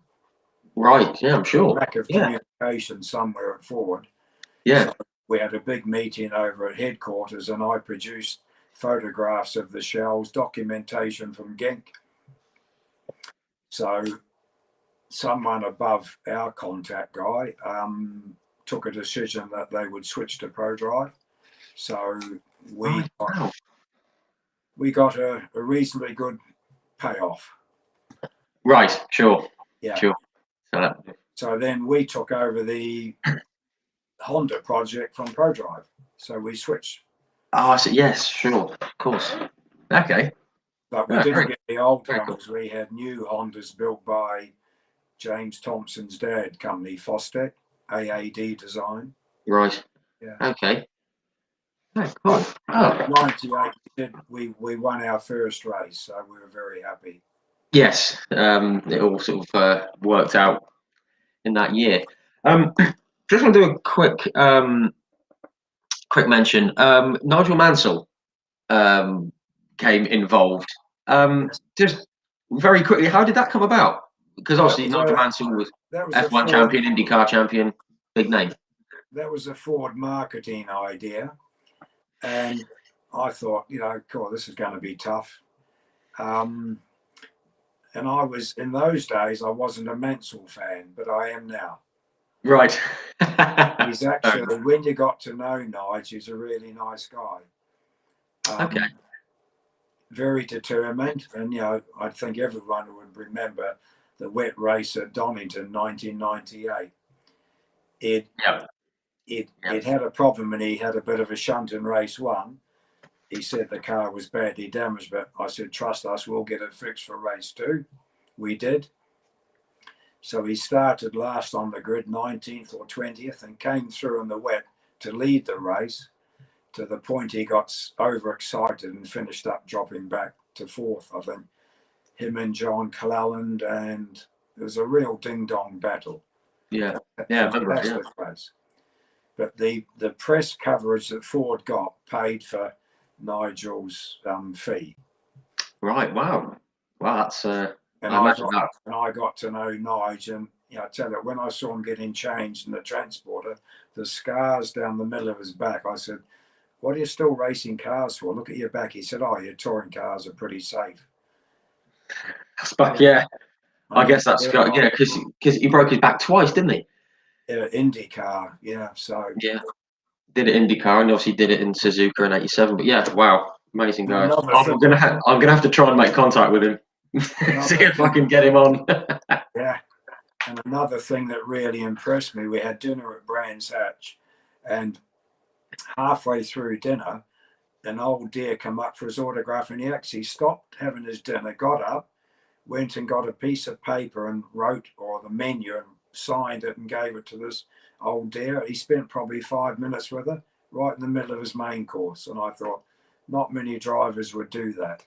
No, that's a class act, isn't it? That's very cool stuff. Very professional. Yeah, good man. Knows who he is in people's eyes. Yeah, great. Okay, so again, this is the bit people are tuning in for. Can you just walk us through the cars that you've had, the drivers, how the sponsorships have come about? 'Cause obviously, there was like gradual improvement through the years into super touring era and all that. We've gone from the Mondeo to the Accord. What was the switch to the BMW? When did that come about? How did that come around? The Ford and the Honda were super touring. Yes. But very, very expensive cars, seriously highly engineered, serious materials being used. We had a qualifying engine for the Honda. 100 kilometers, it had an extra 20 horsepower, but you couldn't race with it. So there was some serious money being spent. That all came to a head because it was getting far too expensive. Great engineering formula, but the racing now with our current cars is every bit as good, if not better, spectator wise, because absolutely there's more cars closer together, too close times. Yes, I'd rather the gap was bigger. But when the super touring finished, the new rigs come in Btcc, but that never really took off. So we ran the MG ZS then for a few years. Yes. We were the Works MG sport and racing team. The first cars for 01 were designed by Lola with a bit of help from us. And then 02, because of the problem between Lola and MG Rover, MG Rover asked us to build 2 new cars. So we had a pretty heavy winter on. So we finished up 02 running 2 brand new WSR ZSs for Reedy and Warren Hughes. And then we used the Lola built cars for the Team Atomic kitten, with our first ever involvement with a young 19-year-old Colin Turkington and Yes, I think I've heard of him. Yeah, and yeah, right. Okay, I think that's how that came so about. then the BTC rules didn't work. So then, after a few years of that, the grids were quite low. So we all agreed then to switch to the S2000 FIA, and we got RAC Vehicle Rescue on board as a good sponsor, title sponsor. And of course, the first year with RAC sponsorship, we still ran the MGZS for Colin and Roberto Caladio. So, RAC quite rightly said, "What are you doing racing cars you can't buy?" And we said, "Well, that's all we can afford. They're good cars, you know, very competitive." But then RAC, we had a big meeting with them up at Norwich, and we decided then to trip out to Munich to see BMW, because they had a good production customer car. So we came back, presented it to RAC. They agreed to help us financially. So we bought 2. We didn't buy the cars, we bought the kits so we could learn how to assemble them and build them up ourselves. Plus it saved us a few thousand quid. Yeah. So that was the beginning of the BMW connection. Right, that's where it sort of started, and obviously it's like continued for the majority of the time in between. Well, the whole time in between. So that was 2000. So if you go up to 2009, that was the first year that, in my mind, that was the first year that Colin won the championship.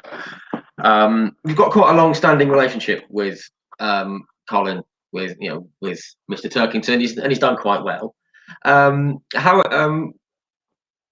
He's a top driver, isn't he?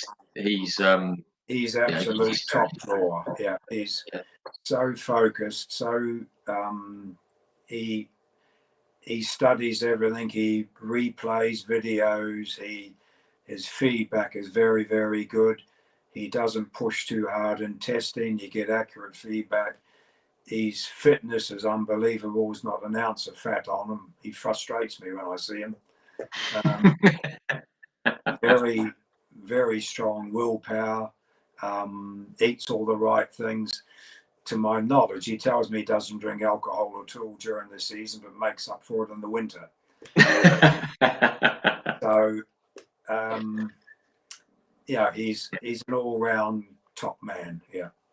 Yeah, because I think there's a lot of BTCC fans who obviously tune in. They like the bumping and the elbows out and the aggressive sort of style of driving and the excitement, which I think a lot of people have, they've like latched onto Ash Sutton, certainly this last couple of years. He's very right, I'm going for it type thing. Whereas Colin, I think I've actually seen the word boring banded about, which is baffling to me. But to me, that's proper racing, isn't it? You're there to do. You're there to win a title over a season. You'd rather just bank the points and just knowing where to, being able to read a race, seeing how it's going, knowing where the danger might be, sitting back, pushing, whatever it might be. That's like an all-round driver, isn't it? He's 100% masterclass. Yeah, Ash is very quick, drives on the ragged edge, spectacular to watch, I have to admit. But today, Colin looks slow, but when he puts it on pole, you look at the lap and where the hell did that come from? Yeah. He doesn't push the car till it's dialed into his liking, because sometimes we might be P10, P11 free practice, but he knows he doesn't care till we keep tweaking the car. And he builds up a very good relationship with his engineers as well. They work really hard together, and that's a key thing as well. Debriefs with all the engineers, myself and that, but he keeps notebooks, would put some engineers to shame. His notebooks each year are as thick as our guys. Wow. Every test is written down, every note, every change we make to the chassis, and he'll get that out before a race meet, and he'll look at the video, the onboards. It's just 100% professional driver. Yeah, absolute pro. And that's why he's got 4. Well, that's part of the reason why he's got 4 championships. Obviously, the cars help, but yeah, he's he's just been at the top for so long as well. Yeah, he's just absolutely top guy. Just want to run through a few of the other drivers. Obviously, we've gone from 2009. We mentioned that Colin won again in what is a very popular car, from what I can gather from what I've seen on social media. Was the eBay livery car. People seem to love it. I mean, I love the 125i, but everyone always comes back to the eBay livery one. Everyone just loves that one. But firstly, what brought about the switch to the 125i? And then there was the expansion of the team where you got guys like Andy Prio came in for a year, World Touring Car Champion. Obviously, Rob Collard was there, Jack Goff, all guys that the BTCC fans today are going to be familiar with. How did they come on board, and how did the car come on board? We ran 3 cars in those days. We had Rob Collard, Nick Foster, and Colin. When the eBay deal finished end of 14, we couldn't afford to keep Cole on, so we had a little bit of a help from IHG. So then IHG was supporting AP, Andy Prio. So Andy was, I think, wanting to move on from World Touring Cars, I think, to be based closer to home. Yes, sure. In Guernsey. So we did a deal with, or AP to do, IHG then fully supported him and us. And he still had an involvement with Munich as well, BMW Munich. So that was for 15, because we couldn't keep Cole that year because we lost the eBay deal. Sure. We thought the eBay deal was continuing, but unbeknown to all of us, the UK eBay boss said we're continuing. The European boss said we're continuing. So we were happy, and then the contract didn't come through. So we then got a message from headquarters America, because they had a big problem with April that year with someone, what was it? Some fraud or something, hacking of passwords or something. Oh, right. Okay. And that cost them 18% globally. So they pulled the plug on all sponsorship. Oh, I see. So the UK and European bosses were really annoyed, but the direction came from America. So that was a last minute deal. So Rob stayed on, and then we got AP and the IHG car. Then for 2016 we got AP didn't stay the second year because of some problem with Munich or something. Right. Okay. He had some other deal going. So then we got Jack in with still some support from IHG. So that's how we got to run Jack as well. Okay, right. Yeah, because he's a popular guy around the paddock as well. Right. I see someone actually wrote get Jack back in the car. So, obviously a popular guy. Rob was with us from, I think, 2010 right through till 2018. Yeah, he was there for a while. Yeah, I remember him. I always associate Rob with you guys. I always associate with. Yeah, you too. Someone just commented. I remember watching Prio do an insane move when he was overtaken at Druids. best bit of driving I've ever seen live. I think I remember that one. But yeah, he said he was a heck of a driver, Andy. Just got a few comments from Oliver Taylor. He's actually a friend of the Hard Compound. I think you might be aware of him. He's done some paintings Was that for you. sorry, Guy called Oliver Taylor. I think you mentioned him in a previous chat. He's done some terrific paintings. And he said the eBay BMW form was one of my favourite paintings, and I'm very proud that it's owned by one of Dick's guys. And it's actually one of the paintings that helped him understand. He's got MS, and he said it helped him understand that more and help develop the style that he's now known for. So that car has steered Oliver in the right direction. And Oliver's a great guy. And if anyone's on Twitter or Facebook, follow Artified with the FI as F1. Follow him. He upcycles used car parts into key rings, and he does tables and everything else. Absolutely amazing guy. So go and look out for him. Very, very good guy. Very, very good guy. Just another few BTC questions that came in. I said I would get to them. Where are we? Was it your idea to turn the V6 Mondeo engine on its side? And what made it's a bit harsh? What made the 1996 Mondeo so bad? That's a bit of a harsh question. What was the start again? Sorry. Was it your idea to turn the V6 Mondeo engine on its side? Yes. Being an ex-engine builder, the Mondeo the V6 was a very big, heavy engine. So John McLaughlin at Shoeballs, he had done a half job of it, and put the drive shaft through the V. But it was such a heavy engine that when I read the regulations in those days, you can't do it now, trust me. It said you could add material and you could remove material. Okay.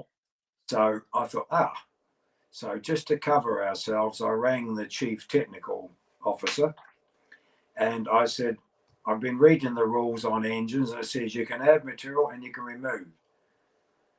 He said, yes, that's right. I said, okay, hypothetical, I could keep the logo of the Ford oval and machine the block away and build it up again.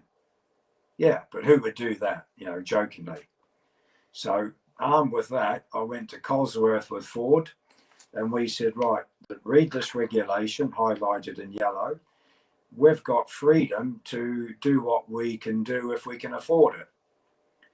So Cosworth went to the drawing board and reduced the engine down in length and height, and we took kilos and kilos of weight out of it. Wow. I've never saw the bills to do it. I don't want to see the bills to do it, but Ford made it. But the regulations allowed it, so we did it. Wow.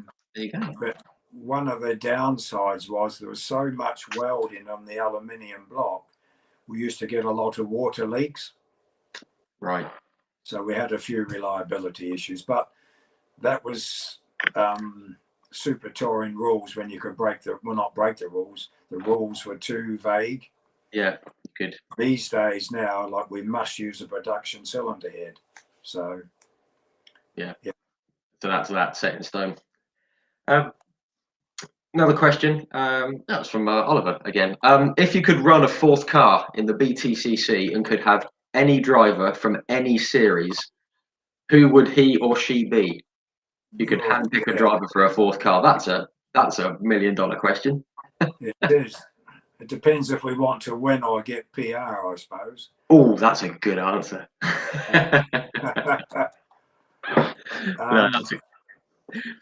We've got already this year, I think Tom Oliphant's going to be very good because he's on his third year with us and he made big leaps and bounds last year. Absolutely, yeah. Year one, he finished 11th. Year two, he finished 6th. Yeah.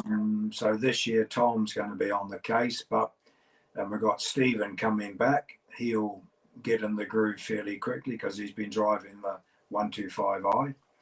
Yep. But to put a fourth car out, no, I think I'll leave it. It depends if we want to win races or get good PR, because you could Good. have two totally different drivers. Yeah, we can leave we can leave everyone watching to have their own chat about that one. Good answer. We like that. One from Kevin Whitewood. Who's been the West Surrey Racing driver who has impressed you most over the years? Now, Kevin runs a Btcc chat Facebook page, so I don't know if that's Btcc only or. I was going to say, is that overall F3 Yeah. or touring cars? Yeah, I think we'll stick with touring cars because I know Kevin likes his touring cars. Nigel. No, overall, it's got to be the results Collins had, 4 championships. Yeah, hard to argue with that. As far as an all-round driver goes, but you also get, Colin's been doing it many years. You see some new kids off the block who look very good, but some haven't driven for us. So as far as a WSR touring car driver goes, another one who was very good in super touring was Tom Christensen. Yes, he did all right in Le Mans, didn't he? He's gone on to be okay. Considering he was doing Le Mans and pretty powerful high downforce sports cars, testing Formula One cars, Tom was very quick. I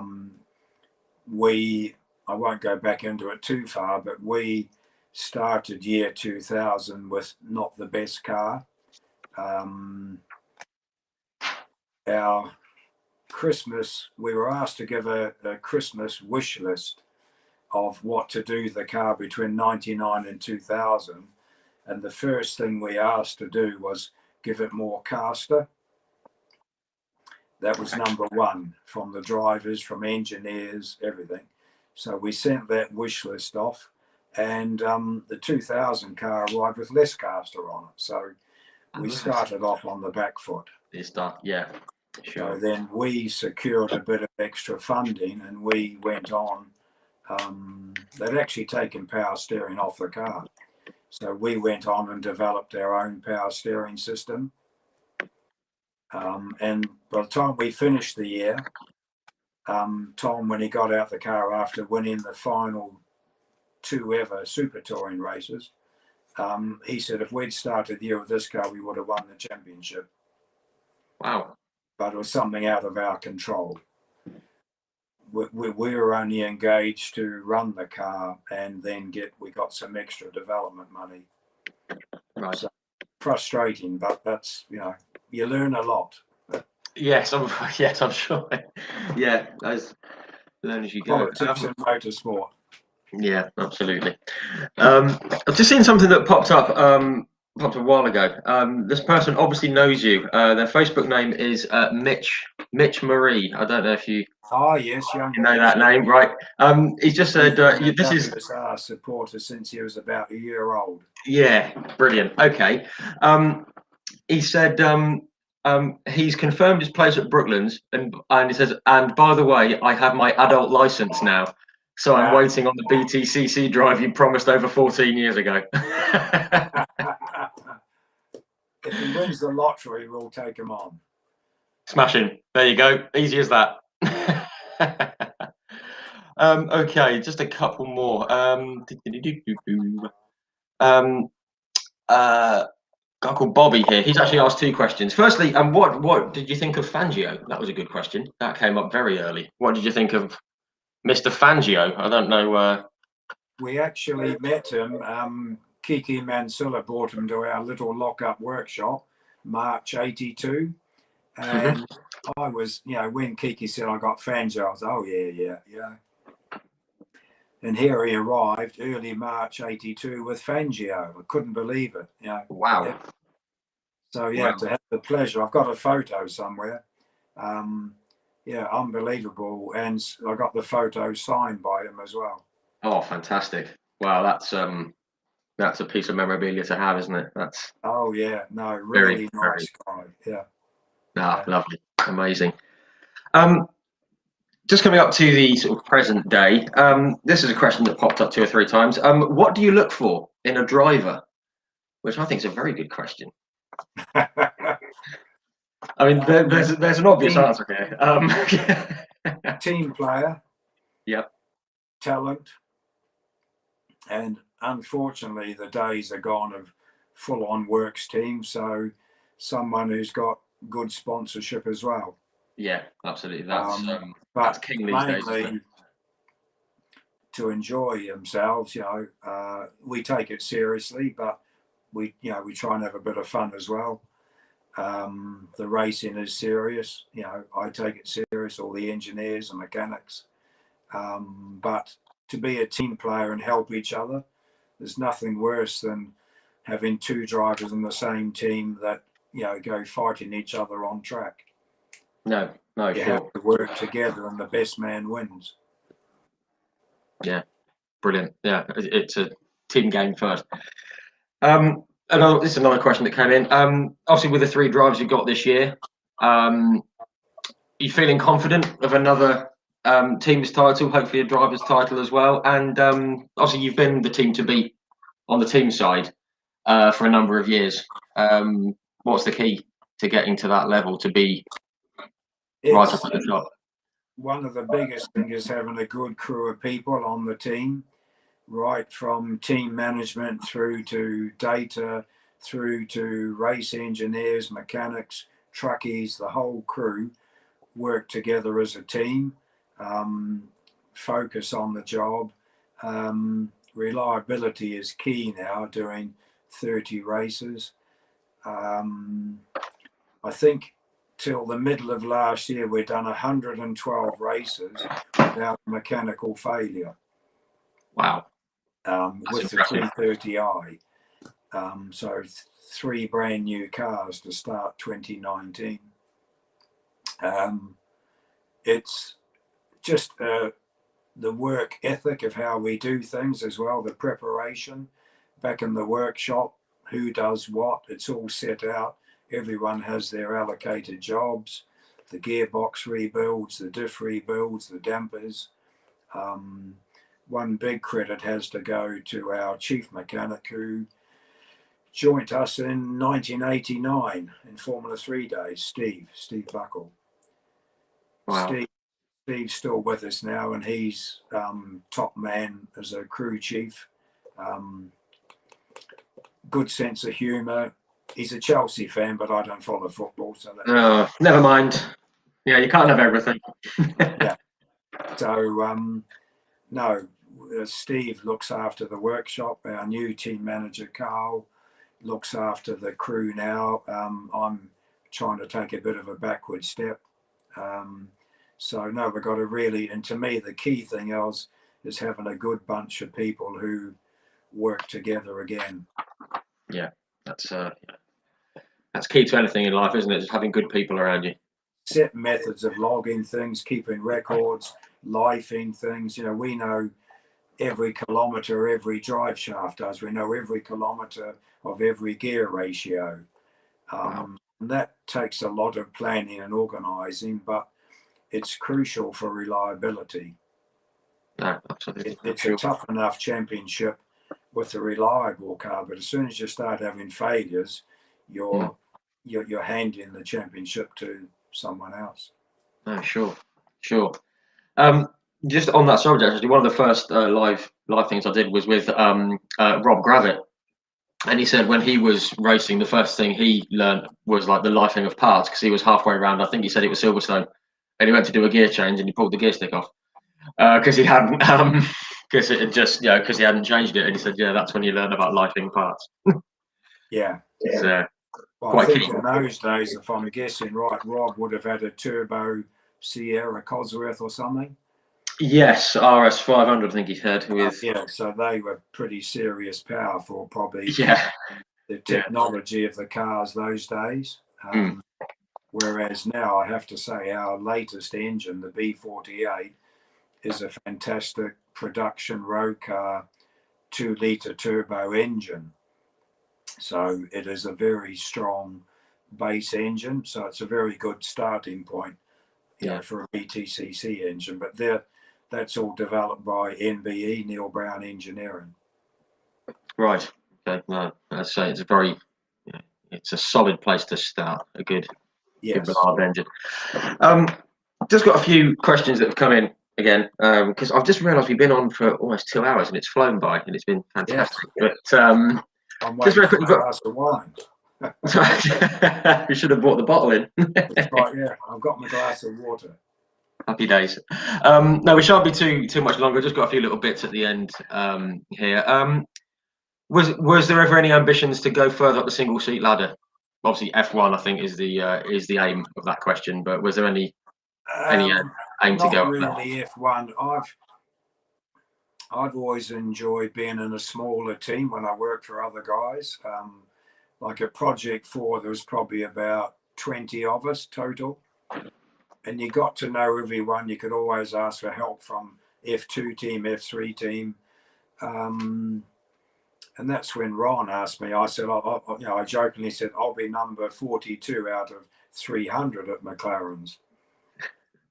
Well, if you apply that these days, I'll be number 42 out of 1,500 at Mercedes. Yes, it's it's.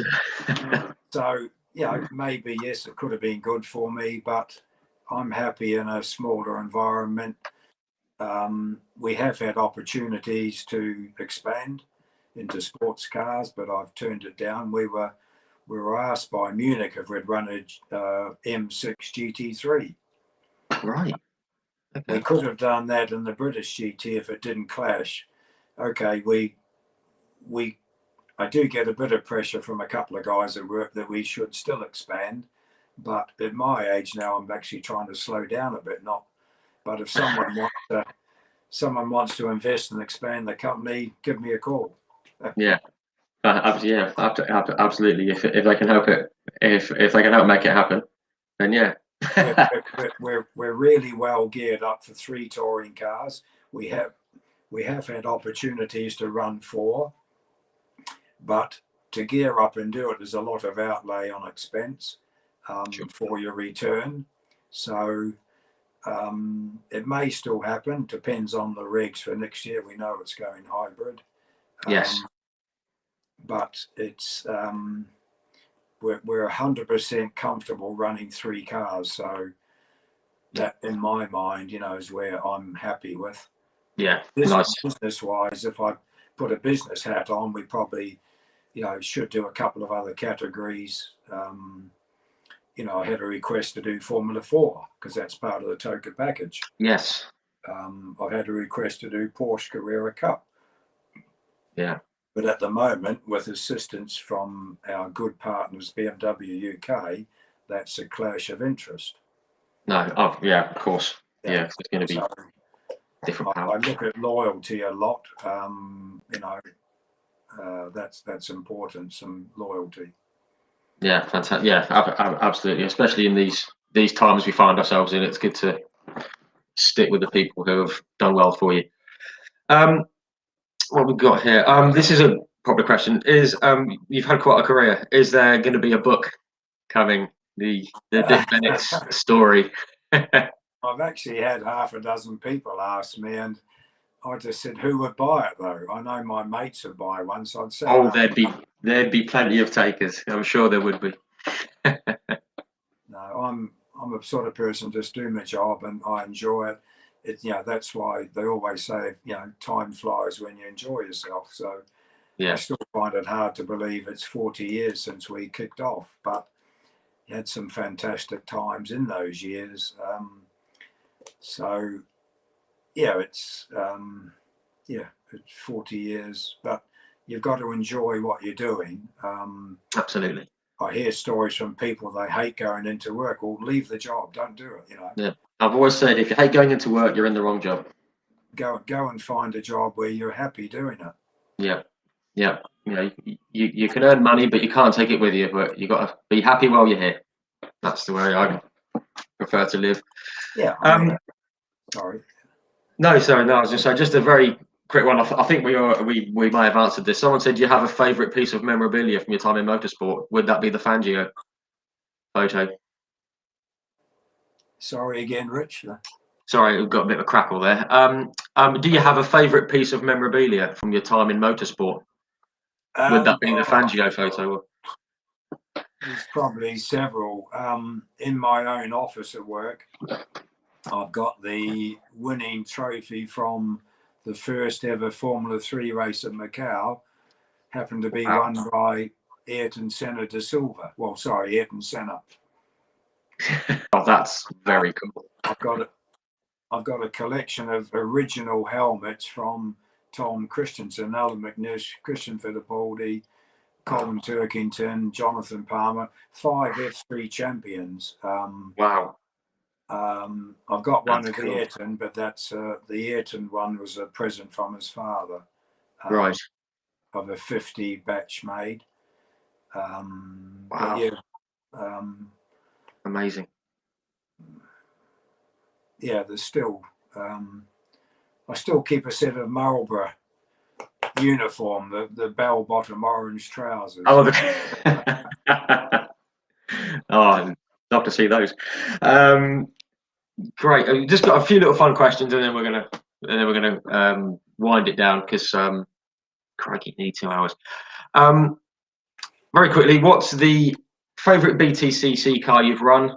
Your favourite track to visit, and the hardest driver you've had to deal with? I have to say the favourite car at the moment is the BMW 330i M Sport, because brand new in 2019, we finished first and second in the championship. So fantastic job done by our design guys. The Neil Brown B48 BMW engine. So that's the car at the moment. Sorry, what was the next one? The favourite track. Favourite track you've ever run a car on. This could take ages. Oh dear. Several of them. We never run on the long Nürburgring, but we did run in Fuji Formula 3. Yeah. We were the first Formula 3 car to take the rear wing off and win the race. Geordie Jenny beat David Coulthard, both in Relt Hondas, but we had no rear wing, so we were quicker down the straight. Wow, and it's quite a straight there at Fuji, isn't it? It's quite a long straight, so that's gonna very, very, very long straight with a very fast corner onto it. So I said to Geordie, if David does beat you off the line, stick behind him, and then you'll get him on the last straight. And that's what he did. Last lap, last corner, came out behind David and just slipstreamed past him, both with Relt RT35 Mugen Hondas, but we had no rear wing. Wow, you just shot through. It was fantastic. A great win there in Japan. But no, there's I never went to, we did run a car for a few years at the Madras Grand Prix, but I never made it out there myself, so I can't speak about them. No, sure. I'm sure that was British tracks. As far as UK tracks go, I think Knockhill and Alton Park are 2 fantastic tracks. Yeah, absolutely. I've the ups not and been downs of Alton Park, in through the trees. Fantastic place, Yeah, I've not actually been to Alton. I've been to Knockhill, which is terrific. But yeah, Alton's definitely up on the. Probably one of the worst ones. I could tell the worst one was in a Pagusa Formula 2. Right. The middle of summer, 40 degrees C, and you're running a car around in a dust bowl. So I was never bothered not to go back there. I think I went there 3 times. We actually won the F2 race there with Kiko Rosberg, with Fred Open. Right, yes. Yeah, so no, there's a lot of Mugello was a fantastic circuit. Yeah. France, Estoril. We went to Mendoza in Argentina with Formula 2. I can't remember much about the track. It was 42 degrees C. So. Oh yeah, that's that'll be the memorable bit. Heat. Yeah. No, well, there's so many tracks out there, aren't there? There's so many. Sorry, and then the other one was about a driver. Yeah, this is a fun one that someone threw in, and I'm loath to ask it. Who was the hardest driver you've ever had to deal with? Drivers' fathers. I don't know about drivers. Oh dear. Both touring cars or F3. Anything. Yeah, I think just overall. WSR days or earlier. I mean, Keke Rosberg was hard work because he was so hard on the equipment, but also fantastic laugh away from the track. Yeah, sure. Yeah. Hardest driver.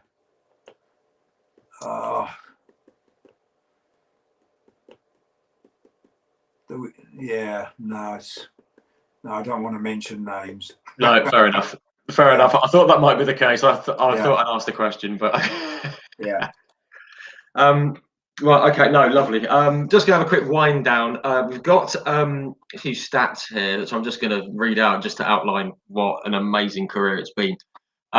Including the Macau races, the Cellnet Super Prix, Fuji World Cup, Madras GP, Ratzenberger's win, the Nürburgring. You've had more than 70 wins in Formula 3, 56 wins in British Formula 3 alone, which was a record at the time that you left Formula 3.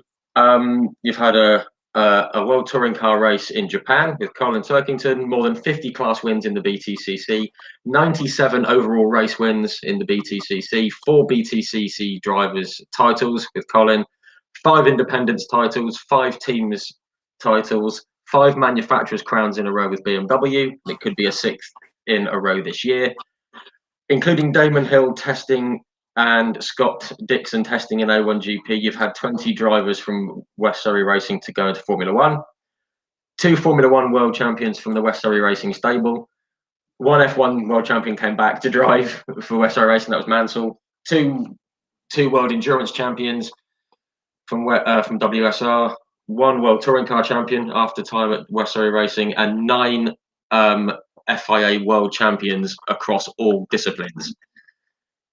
That is quite that is quite a list. Absolutely amazing. I don't keep all the statistics. It's another race weekend for me. But if that's the case, wow, I didn't know all that. Yeah, you can thank a member of your team that I've been sending a couple of messages to for all those stats. That is amazing. Behind all that, very quickly, what is the key to your success? Is it just loving what you do? Yeah, I enjoy the mechanical engineering side. I don't really like the politics side that do creep in every now and then, but you have to fight your corner. It's a very, very competitive championship, the Btcc, so you have to speak up on occasions.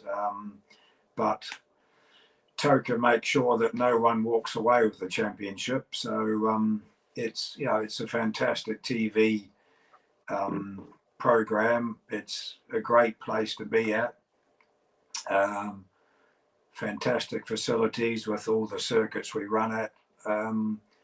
But no, it is, you cannot rest on your laurels. You've got to keep moving forward each year, but it's hard to find much with the current regulations because they're so strict. So you have to really sometimes think outside the box, what you could do to get an advantage. But when you see around Silverstone, 26 cars within 0.7 of a second. Yeah. As Colin said once, you make one tiniest little mistake and you go from P5 to P14 in qualifying. Yeah. Well, it's such fine margins. It's a very the regulations don't allow for anyone to dominate. Yeah, to shoot off into the sunset. No one. Yeah, which is I think is why everyone loves it. Everyone loves how close and unpredictable it is. We'd love to dominate, but so would every other team. Well, no, sure, absolutely. Right, well, I think I'm going to wrap up. As I said, we usually have about an hour and 15 minutes for these. We've been over 2 hours. It's been absolutely fantastic having you on, Dick. Thank you so much for sparing your time and for speaking to everyone. Thank you everyone for tuning in. And wishing you all the very, very best for the coming season, and Yeah, hopefully see you running. Like to say a thank you to everyone, all our fans and supporters. Also my dear lady Terry, because she's had to put up with me for 18, 19 years, and she knows the motor racing very high up, but they're equal first in my interest. So yeah, absolutely. That's the way. That's the way it needs to be. It's the key to a happy life. My daughter Michaela in Sydney, she worked for us in 2017.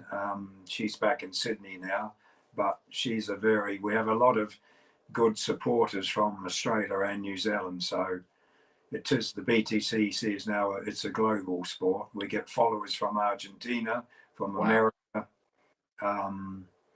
It's fantastic. So yeah, I love it. Brilliant. Absolutely fantastic. Thank you very, very much, Dick. It's been real pleasure talking to you. And thank you for all your stories. Thank you, Rich, and thanks everyone for watching. Yeah. Great stuff. Thank you. All the best. Thank you very much. Bye-bye.